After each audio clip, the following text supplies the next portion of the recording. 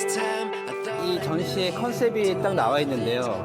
바로 기록, 기억, 약속입니다. 이게 바로 보온의 가치하고 똑같은 건데요.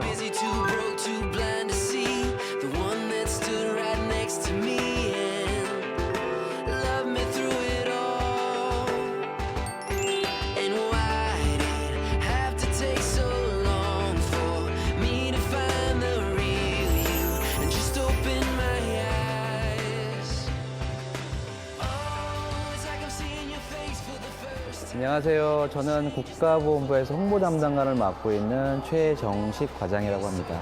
반갑습니다.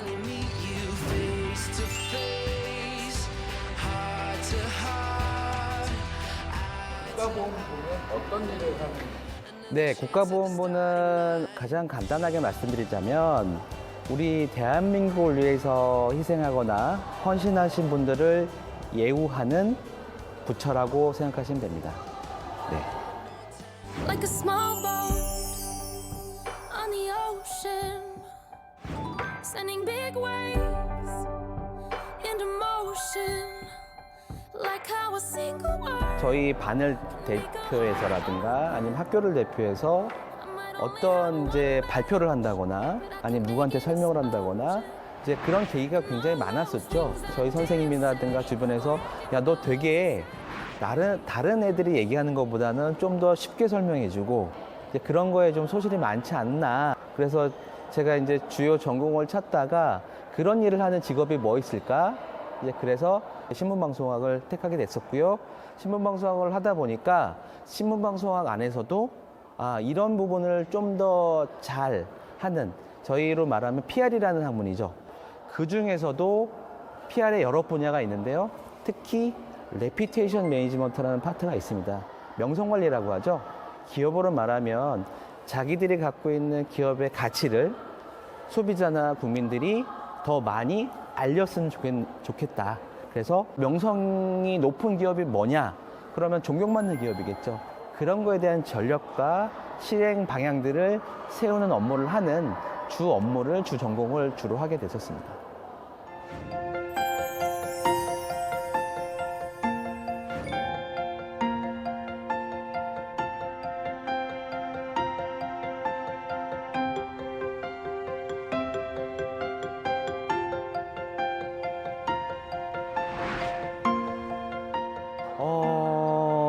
아마 계기가 됐던 거는 제가 2003년도입니다. 2003년도에 KTX의 위기관리를 제가 총괄해서 매뉴얼을 만드는 작업을 진행을 했었습니다. 만약에 사건이 생기거나 사고가 생길 경우에 어떻게 국민들에게 설명을 할 것인가. 그래서 보다 안전하게 빨리 그 복구를 하고 안전하게 관리할 수 있도록 하는 그런 활동들을 보다 넓은 의미의 국민들을 대상으로 이런 활동들을 하게 됐었을 때 제가 하고 있는 일의 가치라든가 내용들에 대해서 보람을 많이 느꼈던 것 같아요. 그 한 기업에 대한 제가 컨설팅을 했었을 때 느끼는 보람과 그 대상 자체가 국민이었을 때 느끼는 그 보람의 차이는 이거는 비교가 안 될 만한 하겠죠.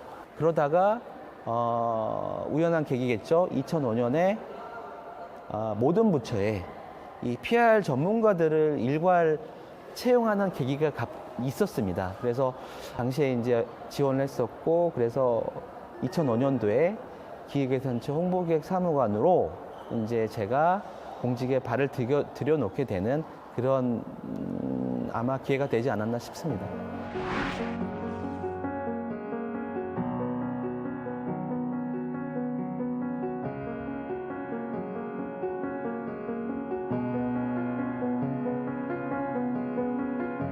제가 축구를 좀 좋아하거든요. 축구를 좋아하는데 그때 11월 달인가 됐었어요. 10월, 11월 한참 이제 영국 프리미어 리그죠. 새벽에 시차가 있다 보니까 새벽에 이제 BBC라는 중계를 하는 곳에 이제 보게 됐는데 이전에 유니폼에 없던 뭐가 부착이 된 거를 제가 확인했어요. 뭐냐면 이 가슴에 빨간 상징, 뭐 꽃 같은 거를 폐용을 하고 경기를 하고 있더라고요. 다음날 봐도 역시 다른 구단의 경기를 보는데도 그게 있더라고요. 도대체 저게 뭘까? 그래서 이제 찾아보게 됐는데 알고 봤더니 11월 달이 우리로 말하면은 영국의 현충, 그러니까 호국보훈의 달인 거예요. 거기는 리멤버런스 먼스라고 그래서 1차 세계대전의 종전일이 11월 11일이거든요. 그래서 11월 11일을 기점으로 약 한 달 동안 모든 국민들이 그 EPL 선수들이 메고 있던 빨간 양귀비라는 이 꽃이 바로 영국의 보훈의 상징입니다. 모든 국민들이 다 표현을 하는 거예요. 그러면서 과연 이 운영이 어떻게 될까? 더 공부를 하게 되다 보니까 영국의 더 리전이라고 하고 있는 제향군인회입니다. 영국의 제향군인회가 이 빨간 파피의 제작과 판매를 하는데 재밌는 거는 이 빨간 파피의 가격이 없다는 거예요. 국민들이 이 파피를 사갈 때 1유로를 내시던 그냥 갖고 가시던 100유로를 내시던 간에 이 한 달 동안에 판매됐던 이 금액 자체가 그 영국의 제향군인회에 1년 동안의 운영비를 할당을 해주는 거야. 그러면 이 제향군인회는 이 국민들이 내준 성금을 갖고 전쟁을 통해서 부상당했던 상위군경이라든가 아니면 유족들이라든가 그분들을 위한 여러 가지 사업들을 또 하게 됩니다. 그러면서 제가 원래 공공 부분에서 한 10년 정도 일을 하고 민간으로 제가 다시 돌아가려고 하다가 이거에 대한 매력이 굉장히 저도 확인을 하게 됐고 또 그러면서 자연스럽게 그 기간 중에 국가보훈처에서 홍보기획팀장 자리가 또 나게 됐었습니다. 그래서 제가 어플라이 하게 됐고 그게 지금까지 2011년부터 지금까지 국가보훈부에서 홍보를 담당하는 역할을 하게 된 계기가 됐었습니다. 정부에 들어와서 그 목표가 뭐냐? 그럼 당연히 국민들이 국가를 신뢰할 수 있는 방법들을 찾는 게 바로 이제 제 목표가 되는 겁니다. 그런데 아까 영국의 사례를 보듯 미국의 사례를 보듯 거기에 정점은 뭐냐면 바로 보훈이라는 가치가 있다는 거예요.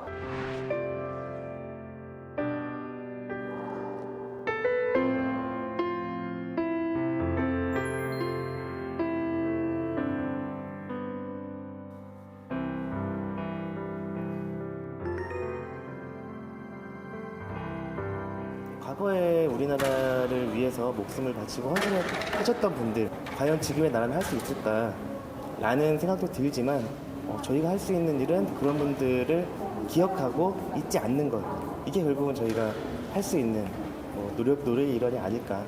Very important to to remember these people. Many people take their happy life they have now for granted, but it's not like and this when I see something like this, the museum and the people who died in the war and dedicated their lives to the war, it helps me to remind me that I should be grateful every day that I can live in peace and that I don't have to experience war.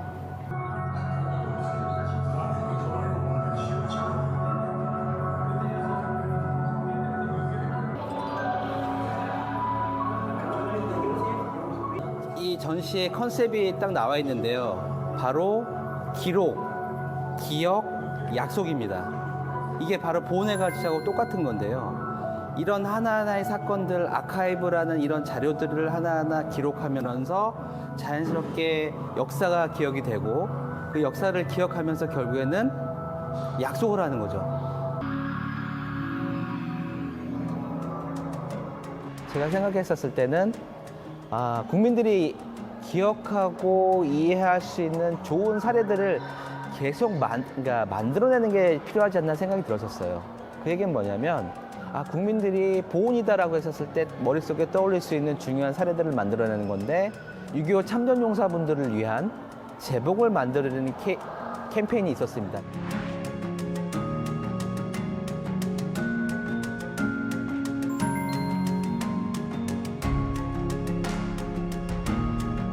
국민들의 요구에 의해서 국회가 반응을 하고 국회가 예산을 책정해서 모든 참전용사분들에게 제복을 만들어드리는 어찌 보면은 전무후무한 성공적인 캠페인이었다고 볼 수 있을 것 같습니다.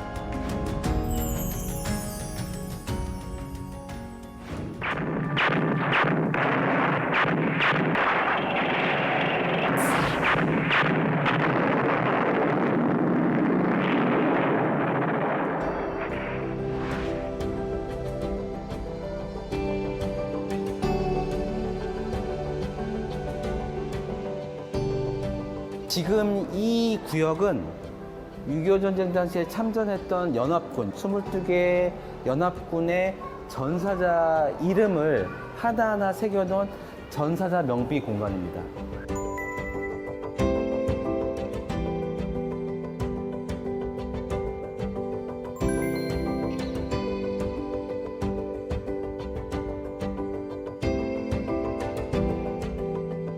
유엔의 역사상 이렇게 한 나라를 위해서 올고지 22개 나라가 파병됐던 사례가 대한민국 코리아노 6.25 전쟁이 처음이자 마지막입니다.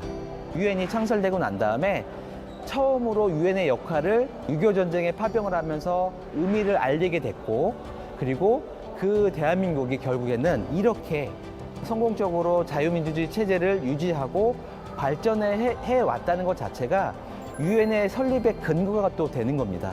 참전국 입장에서도 대한민국이라는 나라는 정말로 소중한 그 자기들의 그 증거가 되는 겁니다.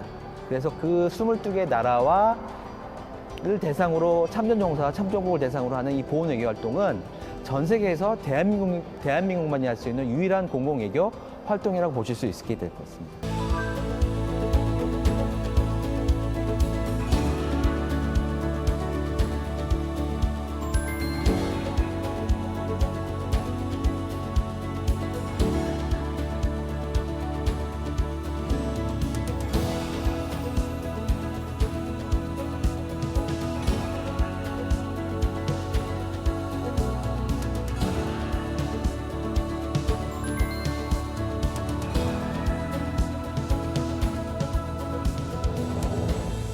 굉장히 제가 평생 일을 하면서 큰 자산이 될 것 같은데요. 저희가 정전 70주년 사업들을 준비를 하면서 많은 준비를 했었다가 마침 그때 코로나가 발생을 하면서 저희가 모든 준비했던 것들이 실행이 안 됐었습니다. 고민을 하다가 저희가 이제 그 돌파구를 마련했던 게 바로 유엔 참전용사분들에게 마스크를 지원하는 이런 그 이제 캠페인을 하게 된 겁니다. 가장 힘들었던 나라, 우리 대한민국도 힘들었지만 특히 이제 북유럽이었습니다. 이탈리아, 스웨덴, 노르웨이, 덴마크 이런 나라들이 당시에 6.25 전쟁 당시에 의료 지원을 했던 나라였는데요. 저희가 그 나라에게 거꾸로 우리가 할 수 있는 의료 지원이 뭐가 있을까 고민을 하다가 시작된 게 바로 마스크였었습니다. 당시에 마스크는 우리도 오부지 이부지 하면서 우리 대한민국도 마스크가 굉장히 부족했잖아요. 그럼에도 불구하고 우리 대한민국 국민들이 그 용납을 해준 겁니다. 그 이름만장이 결국에는 수많은 참전용사분들이 그 코로나 상황에서도 건강하게 버틸 수 있었던 그런 좋은 계기가 됐는데요. 오래오래 건강하실 수 있도록 우리 대한민국 국민들이 당신들을 기억하고 있습니다라는 이 메시지 하나가 이분들을 정말로 감동을 시킨 거더라고요. 그 다음에 각국의 정상들의 메시지도 왔었고, 제가 이제 그런 것들을 보면서 와, 이게 우리가 단순하게 이렇게 마스크를 보내는 것조차도 이분들의 입장에서는 정말로 큰 감동을 받는구나. 이 보훈외교 활동이라는 거, 특히 이제 22개의 나라와 이 네트워크라는 거는 단순한 관계가 아니라 정말로 피로 맺어진 관계이기 때문에 우리 대한민국의 이 든든한 이 보훈외교 활동에 이 지탱할 수 있는 그 중요한 역할을 하는구나 라는 것들을 많이 느끼게 됐었습니다. 보훈이 만약에 자리 잡지 못한다고 하면 이 국가라는 것 자체가 존립이 안 된다고 보시면 될 것 같아요. 왜냐하면 국가라는 이 조직, 이 공동체는 결국에는 우리 국민들이 지켜줘야 되는 거거든요. 그런데 만약에 국가가 어떤 위기 상황이 벌어졌을 때 우리 국민들이 각자의 생각대로 이 국가에 대한 헌신할 수 있는 마음들이 없다라고 하면 결국에는 이 국가는 존립하지 못합니다. 가장 큰 국가가 구성하는 토대라고 보실 수 있을 것 같아요. 이 토대가 튼튼할 때 결국에는 우리 삶도 지탱이 되는 거기 때문에 바로 우리 삶의 가장 토대라고 보시면 될 것 같습니다. 제가 이제 절반의 성공은 제가 보훈부에서 성공을 했다라고 보시면 나머지 절반의 성공은 결국에는 우리 보훈이 문화로서 자리 잡게 만드는 게 저희 마지막 이제 목표가 됐었습니다. 왜 보훈이 문화가 되는 게 필요하냐고 하면 경제적 가치도 경제적 위상도 중요하고 여러 가지 인프라도 굉장히 중요하긴 하지만 마지막에 결국에는 우리 공동체를 위해서 희생하신 분들을 국민들이 존경하고 예우하는 그런 것들이 문화가 자리 잡을 때 완벽한 형태의 선진국이 구성이 되는 겁니다. 우리 대한민국도 지금 선진국의 반열에 들었다고 하죠. 여러 가지 경제 지표라든가 여러 가지 인프라적인 측면에서는 완벽하게 갖춰졌다고 하지만 아직은 우리 대한민국을 위해서 희생하셨던 분들을 우리 국민들이 일상 속에서 자연스럽게 존경하고 하는 문화 자체가 아직은 자리 잡지 않았기 때문에 외국의 사례처럼 우리 본인들의 그 일상 속에 이 평화로운 생활을 책임져주는 이 제복근무자들의 이 헌신과 노력을 감사하는 것들을 일상 속에 문화로서 자리 잡게 만드는 그런 활동들이 제 마지막 이제 그 목표라고 보시면 될 수 있을 것 같습니다.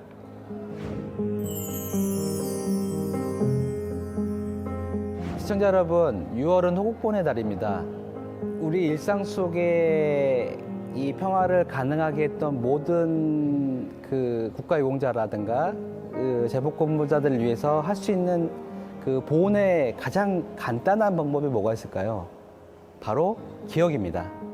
6월 6일 현충일에 1분 동안 사이렌이 울립니다. 이 사이렌이 울리는 그 기간 동안에 단 1분간의 묵념만으로도 이분들을 기억해주는 중요한 행위 자체가 되겠고요. 그리고 주요 국경일마다 태극기를, 집집마다 태극기를 달아주시는 그 자그마한 행동 하나만으로도 이분들을 기억하고 예우하는 어찌 보면 가장 큰 의미 있는 행동이 되지 않을까 생각합니다. 얼마 전 시청자 여러분께서도 뉴스를 통해서 들으셨겠죠. 카페에서 아르바이트 하는 학생이 휴가 나온 장병을 위해서 커피에 간단한 메시지를 준 겁니다. 군 장병에게 드렸던 메시지가 많은 회자가 됐었는데요. 결국에는 그 장병이 그 메시지 하나만으로도 내가 왜 군복무를 해야 되는지, 왜 국가를 위해서 내가 이 헌신을 해야 되는지에 대한 이유를 찾았다고 합니다. 미국에서는 이런 주변의 그 제복근무자들을 위해서 Thank you for your service라는 그 제복근무자들을 지날 때마다 주는 메시지 자체가 이 제복근무자들에게 큰 힘이 된다는데요. 바로 우리 국민들도 이 제복근무자들, 장병이라든가 소방대원이라든가 경찰이라든가 6.25 참전용사분들에게 당신이 있어서 우리가 이렇게 우리의 일상적인 평화로운 삶을 누릴 수 있습니다라고 하는 그런 간단한 감사의 메시지라도 주시는 게 이런 작은 실천 하나하나가 결국에는 대한민국의 보훈문화를 자리 잡게 하는 지름길이라고 생각을 합니다. 감사합니다.